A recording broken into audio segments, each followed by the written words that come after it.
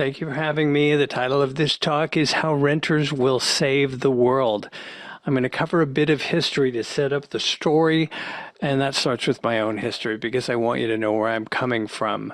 I'm the son of a working class family. My mom and dad met doing community theater in the 1950s.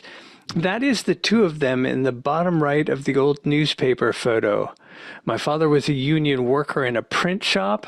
My mom was the daughter of a small family farmer, hence the picture where she's holding tomatoes. I include the I voted photo of my mom from 2016 when she hoped she was voting for the first woman president. Back when my hair was brown, I was the first in our family to go to college and the first in my family to have a job which required a suit and tie every day. I worked for a while in staff positions, then went freelance in 1994.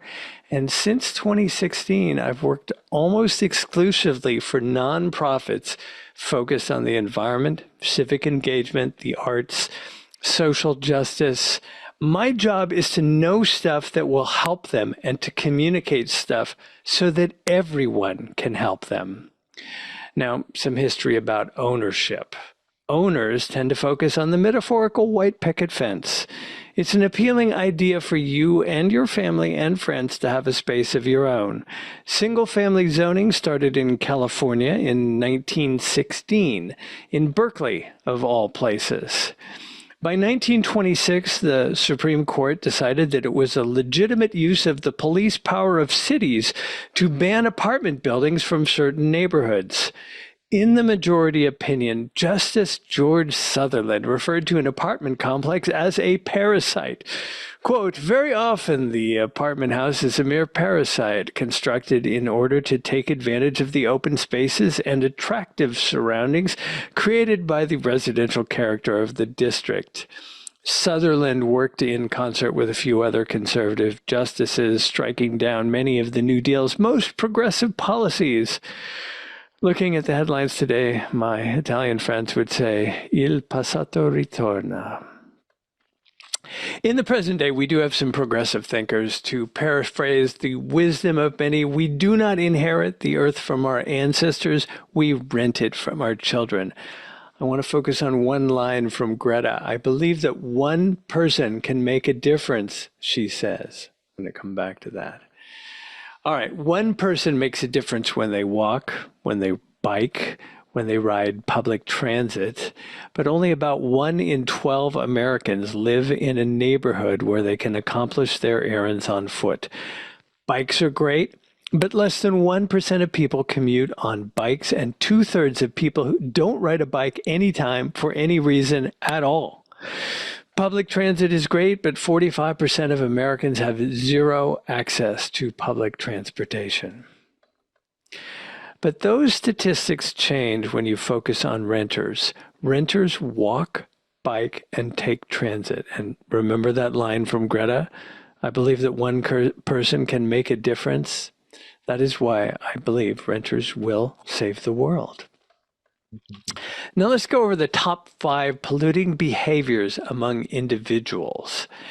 Number 5, the fashion industry. It's responsible for 8 to 10% of global carbon emissions, more than aviation and shipping combined.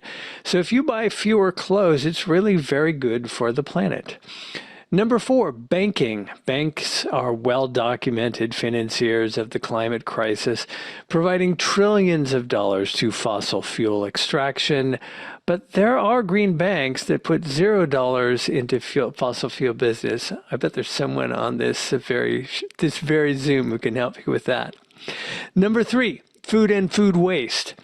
Eat a mostly plant-based diet with mostly zero food waste. Meat production contributes about 14% of the total human-based climate change, and greenhouse gases from rotted and wasted food accounts for around half of all global food system emissions. Number 2, home heating and cooling. I know if you're a renter, the switch to a heat pump-based heating and cooling system isn't your choice. Getting a heat pump water heater isn't your choice, But in a moment, we'll talk about why it's never been cheaper or easier to influence that decision and why landlords and property management companies are making the switch. And number one, swap your gas or diesel vehicle for an electric vehicle. Depending on how clean your electricity is, you can reduce your carbon footprint by about 50%. If you can't walk, bike, or take transit, driving electric is the single most important thing you can do to reduce your carbon footprint. Here, let me recognize that driving a car, any kind of car, plays into the whole mindset of the white picket fence and two-car garage. Cars enable urban sprawl. They make the suburbs possible. But they are essentially the devil as far as the environment is concerned, and they are the devil we know. They are here for the foreseeable future. And EVs, along with heat pumps, are suffering an onslaught of disinformation from the fossil fuel industry. In these final minutes, we'll talk about that, especially as it relates to our topic, how renters can save the world. Here are 10 reasons why renters or any driver would prefer an EV, and I'm going to do this like one of Mehdi Hassan's 1-minute rants. Go. Price. The initial purchase price is essentially the same as comparable gas cars. They're not expensive anymore. Affordability. With incentives that can total up to $20,000 depending on income, EVs are much more affordable than gas cars. Safety. Their safety record is as good or better than any gas car. Reliability. They're essentially an appliance. You turn them on and they go.